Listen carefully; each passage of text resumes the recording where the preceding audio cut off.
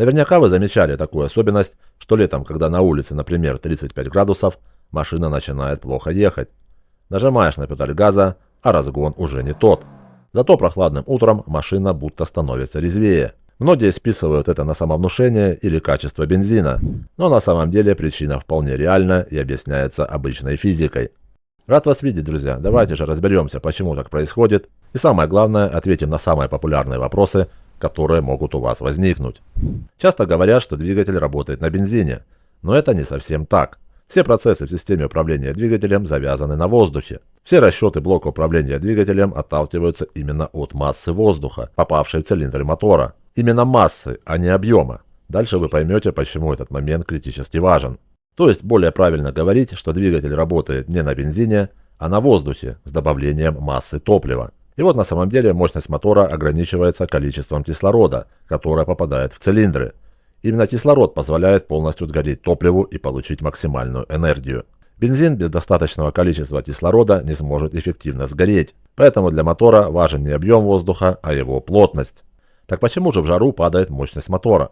С повышением температуры воздух расширяется и становится менее плотным. Дело в поведении молекул. Когда воздух нагревается, молекулы движутся быстрее и сильнее разлетаются друг от друга. В результате в одном и том же объеме пространства их становится меньше, и плотность воздуха снижается. Проще говоря, горячий воздух легче холодного. Поэтому в одном и том же его объеме масса кислорода может быть разной. Именно поэтому двигатель, засасывая одинаковый объем воздуха, получает разное количество кислорода, в зависимости от температуры этого самого воздуха. Чем выше температура воздуха, тем меньше кислорода оказывается в цилиндрах. А меньше кислорода, значит меньше топлива можно эффективно сжечь. Следовательно, снижается и мощность мотора. То есть это не эффект плацебо, а вполне объяснимое явление. И вот вам интересный факт. Даже пассажирские самолеты зависят от температуры воздуха. В сильную жару воздух становится менее плотным, и из-за этого крылья создают меньшую подъемную силу. Именно поэтому для каждого типа самолета существуют ограничения по максимальной температуре взлета. В особенно жаркие дни некоторые рейсы задерживают до вечера, уменьшают количество топлива или пассажиров, а иногда и вовсе отменяют взлет, если расчет показывает, что безопасно подняться в воздух не получится. Теперь один из главных вопросов, который может возникнуть. Почему же электронный блок управления двигателем не может это исправить? Некоторые считают, что современные автомобили лишены такой проблемы, ведь в них есть электронный блок управления двигателем. Да, действительно, ЭБУ получает информацию от датчика температуры воздуха, а также от датчика массового расхода воздуха или от датчика абсолютного давления. Он очень точно рассчитывает, сколько воздуха поступило в мотор и подбирает необходимую массу топлива. Но существуют ограничения, которые невозможно обойти. Если кислорода поступило меньше, то и топлива придется впрыснуть меньше. Добавить кислород в цилиндры электронный блок управления просто не способен. Поэтому он уменьшает подачу топлива, чтобы сохранить правильное соотношение воздух-топлива. И в итоге мотор теряет в мощности.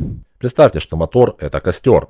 Если кислорода стало меньше, сколько ни подливай бензина, сильнее он гореть не будет. Наоборот, он начнет коптить. Поэтому блок управления вынужден уменьшать подачу топлива, и мощность неизбежно падает. Именно поэтому в жару блок управления не делает двигатель слабее, он лишь правильно рассчитывает смесь, исходя из того количества кислорода, которое реально попало в мотор. К сожалению, законы физики электроника отменить не может. Вот еще один вопрос, который может возникнуть. Почему после долгой пробки машина становится как будто тупой? Если автомобиль долго стоит в пробке, подкапотное пространство сильно нагревается. Даже если на улице плюс 30, температура воздуха под капотом может быть значительно выше, поэтому двигатель теряет дополнительную часть мощности. Но стоит немного проехать и обеспечить нормальный обдув моторного отсека, и ситуация становится заметно лучше. Но также отмечу, что в этой ситуации может быть причина не только в воздухе, но и в качестве бензина. Бензин плохого качества может буквально закипать в топливной рампе, что приводит к проблемам в работе мотора. Это относится к автомобилям с тупиковой системой топливоподачи. Что это такое и какие бывают системы топливоподачи, смотрите в этом видео и по ссылке в описании. И теперь один из самых главных вопросов. Насколько сильно двигатель теряет мощность в жару? Все зависит от конструкции мотора, состояния системы охлаждения и даже влажности и давления воздуха.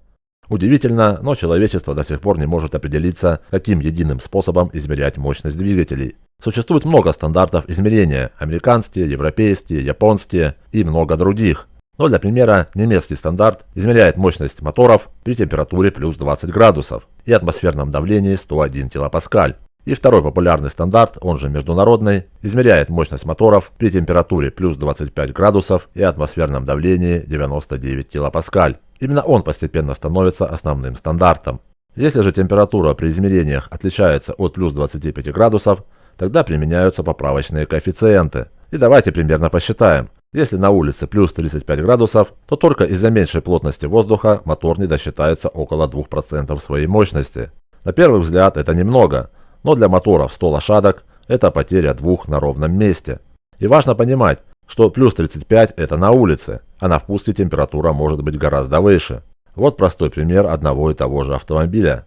Это температура на впуске зимой, а это тот же автомобиль, но температура на впуске летом в жаркую погоду. Как видим, разница существенная. Но это еще не все. На практике водители ощущают потерю 10%, а то и больше. Почему так происходит? Потому что к чистой физической нехватке кислорода добавляется еще, например, борьба с детонацией. Горячий воздух, попадая в цилиндр, повышает риск детонации. И чтобы спасти мотор от разрушения, блок управления делает более позднее зажигание, то есть откатывает углы опережения зажигания. Этот процесс отнимает еще несколько процентов мощности.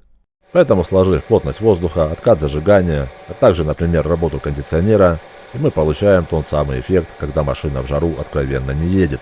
Именно поэтому некоторые водители летом начинают искать неисправности, хотя двигатель полностью исправен. Теперь несколько интересных фактов. Факт первый. Именно поэтому спортивные автомобили показывают лучшие результаты на соревнованиях в прохладную погоду.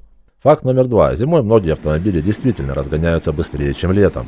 Это связано не только с температурой мотора, но и с более высокой плотностью воздуха. Факт номер три. Если радиаторы и интеркулер загрязнены, потеря мощности в жару становится еще заметнее. И факт номер 4. На высокогорье автомобиль также теряет мощность. Причина та же самая. В воздухе становится меньше кислорода из-за более низкого атмосферного давления. Что же мы имеем в итоге? Если летом автомобиль стал разгоняться чуть хуже, это далеко не всегда говорит о неисправности. Чаще всего причина гораздо проще. Горячий воздух менее плотный и содержит меньше кислорода. Электронный блок управления точно рассчитывает массу топлива, но он не может увеличить содержание кислорода в воздухе. Поэтому в жару двигатель неизбежно теряет часть своей мощности. И наоборот, прохладный воздух содержит больше кислорода, благодаря чему двигатель способен развивать немного большую мощность. Именно поэтому иногда кажется, что у автомобиля открылось второе дыхание. И в большинстве случаев это действительно так, потому что мотор наконец получил больше того, что ему нужно для работы, а именно кислорода.